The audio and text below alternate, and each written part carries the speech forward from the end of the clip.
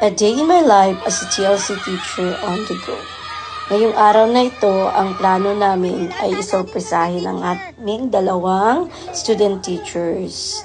So, na-surprise nga talaga sila dahil meron kaming maliit na sorpresa sa kanila.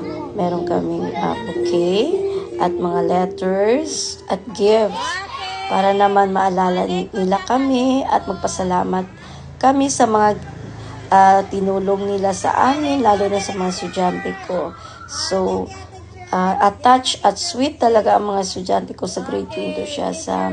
Every year, nagiging ko na talaga ito panata na yung mga student teachers na dumaan sa akin ay bibigyan ko ng memorable closing program or yung parang tribute sa kanila. At the same time, matuluan or maturuan ko yung mga estudyante ko na value of thoughtfulness and appreciation. So, tuwang-tuwa ang mga estudyante ko. At the same time, yung dalawang ST ko, hindi mapigil sa pag-ngiti at pag-iyak sa kasayahan.